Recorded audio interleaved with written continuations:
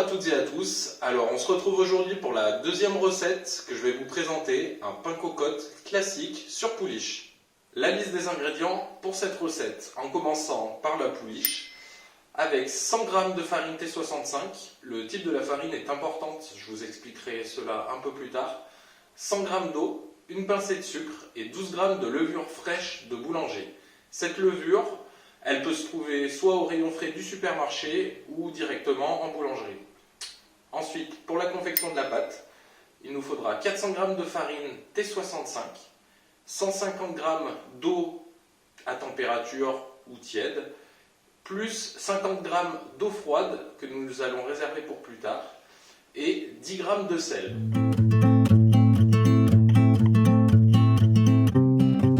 Alors, la réalisation de la pouliche, on part donc sur nos 100 g de farine.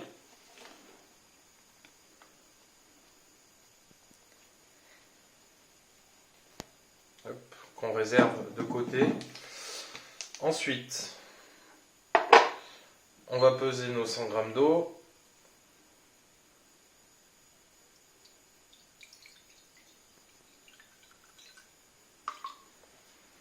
Et nos 12 g de levure qu'on va venir intégrer directement dans l'eau tiède.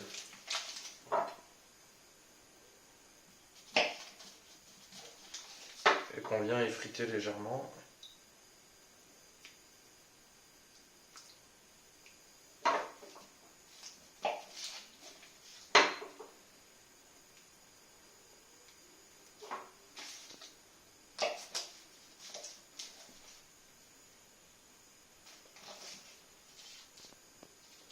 Voilà. On va mélanger un petit peu afin d'incorporer bien la levure à l'eau. Alors surtout, on n'ajoute pas le sel tout de suite, ça casserait l'étape de fermentation de la levure.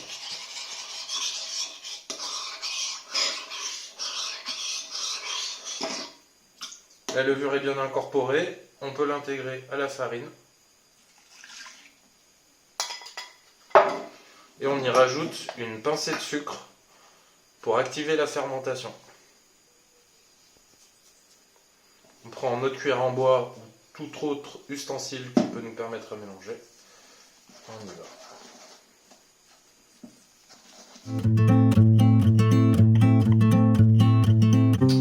Et voilà. Notre pouliche est prête pour le repos et la fermentation.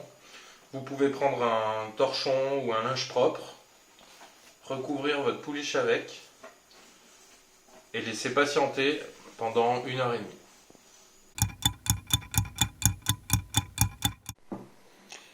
Après 1h30 de fermentation, on peut voir que la pouliche a bien gonflé, a bien fermenté et a triplé de volume.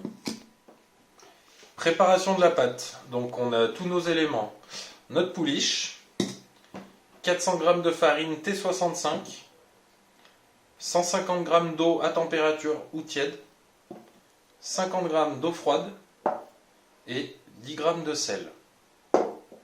Alors, je vais vous expliquer pourquoi la farine T65. La farine T65 est une farine dite panifiable, ce qui permettra au pain d'avoir une meilleure alvéole après la cuisson. Alors on commence avec nos 400 g de farine. On y ajoute notre pouliche.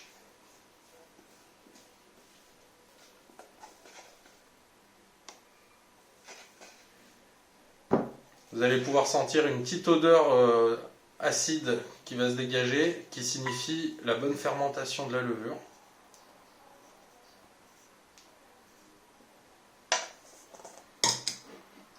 Le sel, à côté, pas directement sur la pouliche. Nos 150 g d'eau tiède ou à température. Et on commence à mélanger avec le manche de la spatule en bois. C'est juste pour éviter de s'en mettre plein les doigts au début.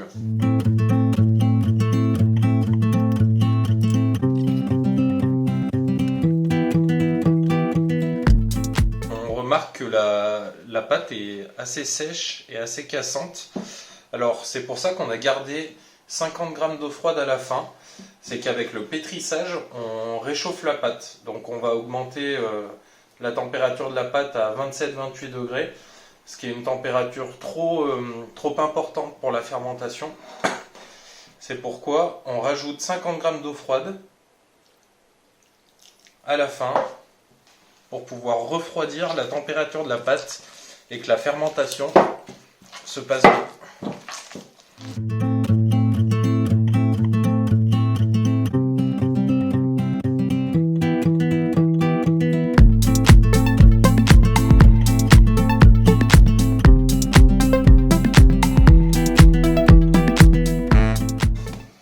Alors là, la pâte est quasiment prête pour la pousser. On va juste lui donner une jolie forme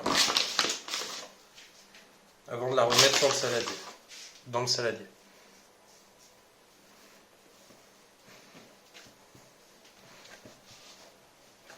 Et vous verrez que cette opération, on la refera plus tard dans la recette pour le façonnage avant la cuisson.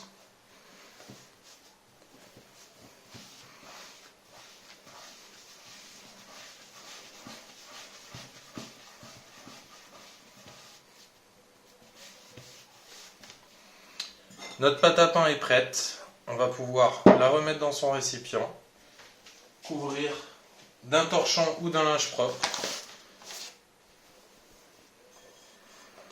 et laisser pousser pendant 1h30. Après 1h30 de pousse, la pâte a doublé de volume. Donc maintenant, on va la sortir du saladier afin de la dégazer. Et donc on appuie bien sur la pâte pour extraire tout l'air qu'il y a à l'intérieur. Donc c'est les gaz qui sont formés par la levure. On peut appuyer avec les poings. Ensuite, on va la rebouler pour lui donner une belle forme et lui redonner 1h30 de pousse avant la cuisson. Donc, pour lui donner une belle forme de boule, on prend un quart de la pâte qu'on rabat vers l'intérieur. On appuie. On fait pareil. Un quart. Un quart. Un quart. Et on renouvelle l'opération. Ce façonnage-là permettra aussi à la pâte de lui donner un peu de force et un peu de résistance. Je vais vous montrer comment on peut voir ça.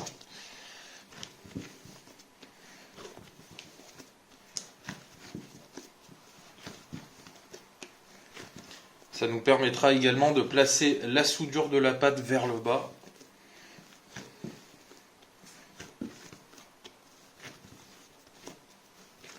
Hop, on la retourne et on va lui donner une belle forme de boule.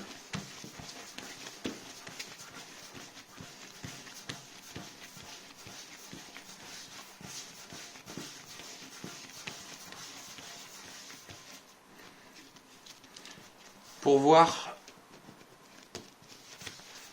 la tension qu'il y a dans la pâte, c'est simple, on prend un doigt, on appuie et la pâte revient à elle toute seule.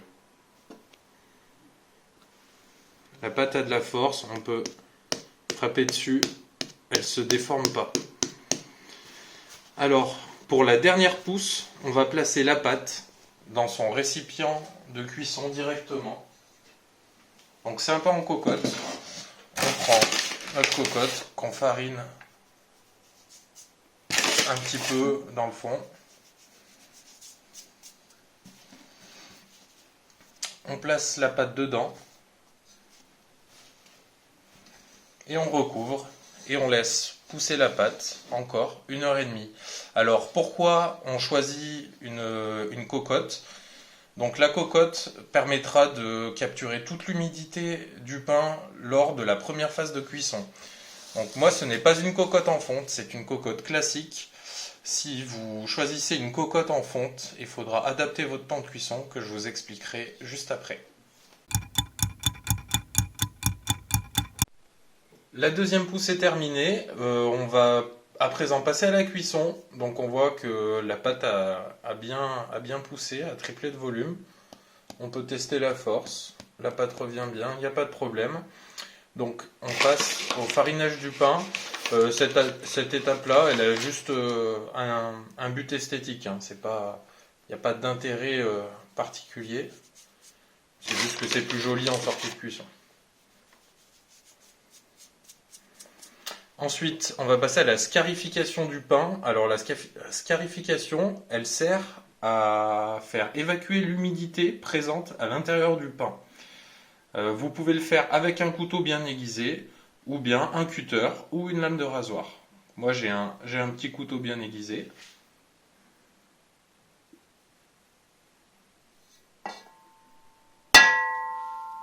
Hop.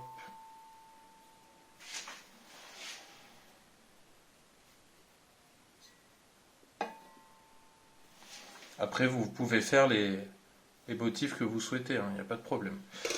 Alors, le pain est prêt pour la cuisson, il faut refermer la cocotte. Donc si vous n'avez pas de couvercle adapté comme moi, vous pouvez choisir un lèche-frites ou une plaque à pâtisserie que vous allez venir mettre par-dessus dans le four pour la cuisson. Alors on démarre four froid, 240 degrés, thermostat 8 avec un couvercle. Donc moi c'est mon lèche-frites que j'ai choisi de mettre par-dessus et en position le plus bas dans le four possible.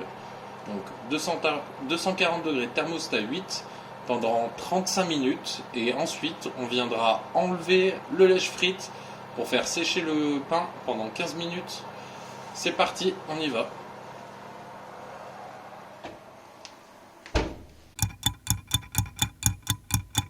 La cuisson est terminée, la première cuisson, donc on enlève le lèche-frites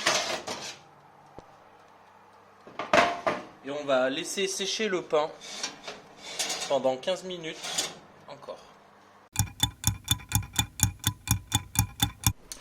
Alors après les 15 minutes, le pain est cuit, on le laisse reposer sur une grille.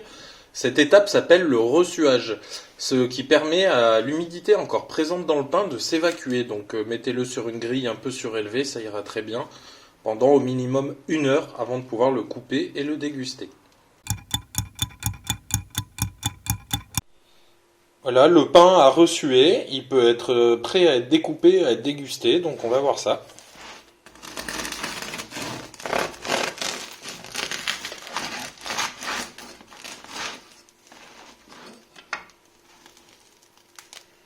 Un beau pain fait maison. N'oubliez pas, tous les fours sont différents et suivant la puissance et la qualité de votre four, les temps de cuisson peuvent varier légèrement de 5 minutes. Donc pensez quand même à regarder l'état de la cuisson de votre pain à la première et à la deuxième phase. Je vous remercie et à bientôt pour une nouvelle recette.